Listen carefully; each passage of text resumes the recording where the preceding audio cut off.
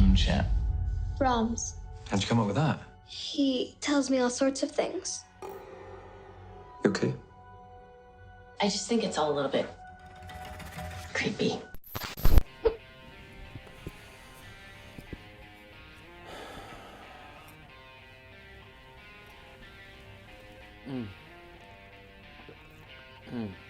You know, there's only really so much you can take before these movies literally drive you to drink. But goddamn, fuck this movie, man. And I know what a lot of you out there are saying. Hey, Jester, what did you expect? It's a February horror movie. Horror movies suck around this time of year. And I get that. I know exactly what I'm getting myself into around this time of year. But you know, sometimes some movies fall through the cracks. Look at Get Out just a couple years ago, and that was nominated for a fucking Oscar. There's just nothing more I can say than this movie fucking sucked. It stinks. It stinks on ice. That means that so far in 2020, horror movies have gone a big fat fucking 0 for 5. And I actually feel ashamed to admit that there was a point in this movie where I was kind of getting into it and I was kind of liking it. There's some good, really creepy doll shit that they do in this movie that I really liked, but motherfuck, that third act, man. Jesus fucking Christ.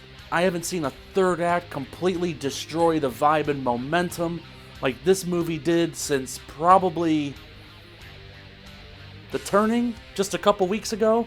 Now, I'm one of the few that actually kind of liked the first Boy movie. Yeah, it wasn't perfect, it wasn't really a great movie, but I really dug the atmosphere, I dug the vibe that the movie gave, and I really dug the way that it wasn't just an atypical, cliche, supernatural doll movie where the doll's trying to possess somebody, because we haven't seen that 1,000 fucking times in the theater already. I loved that twist at the end where it's revealed that Brahms is actually a grown fucking man living in the walls of the house. That I thought was the best part of that movie. This movie, however, just fucking drops its pants and takes a big old fucking shit all over anything that last movie set up or tried to set up or do or establish. Just fuck it. I'm not going to sit here and waste a whole bunch of my time or your time. I'm just going to get right into the big problem with this movie, and that is the last act. At the end of the first movie, we see Brahms survives his attack with the final girl.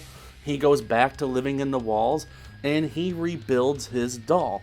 And that's what the movie ends on. So we assumed that this sequel would just be kind of like a new family moving into the house, and they would start experiencing all this shit like the first movie. Nope.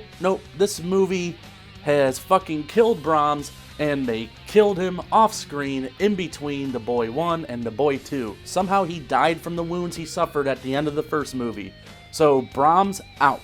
I know I said I was going to get into the ending, but I got to kind of set this up for you guys, those that are still watching. So this new family that has moved onto the property to get away from the big city and some trauma they experienced in the opening of the movie, their son discovers Brahms, the doll, buried in the fucking woods for whatever reason, because the last time we saw him he was inside the house, but that's neither here nor there. And slowly throughout the course of the movie, you see the doll start having an influence over the boy. And I'll be honest, for a part of this movie, I kind of almost wished that this was the first one. So the whole movie is building up to this big confrontation at the end, this big showdown, you know, like what a movie typically would do with a climax. Believe it or not, I was actually fucking invested in it. I was like, man, I really wish the last two movies I saw had this same sort of build up and momentum towards the climax, because this is actually getting pretty good.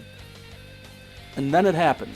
What the ending reveals and why it shits all over the last movie and makes the last movie like it doesn't even fucking matter anymore is the fact that the doll has been possessed the entire fucking time. So that wasn't Brahms' own free will actions at the end of that first movie. No, he was being manipulated by the doll. And this movie tries to explain how the doll has been there forever, over like 100 years, and all of these tragedies have taken place, and Brahms the doll has always been there. And it's just fucking stupid. And like I said, that pisses me off because everything that that first movie did to kind of stand out and be different and take a kind of possessed, haunted, creepy doll movie in a different area.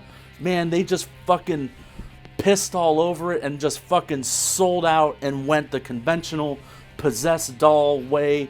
And this doll has fucking Jedi powers apparently, because it picks up a dude and throws him up against the wall and kills him. And to cap off the big stupid fucking ending, the boy Jude at the end is revealed to still kind of be possessed by Brahms the doll.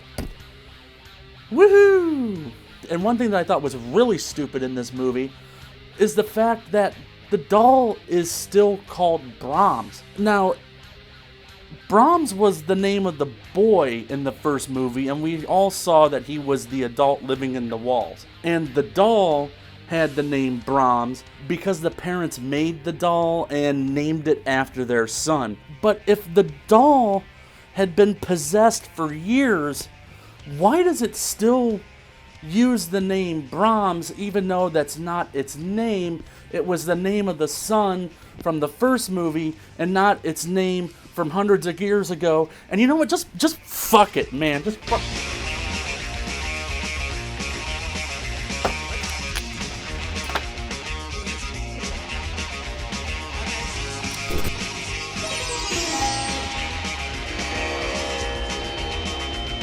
Fuck this movie.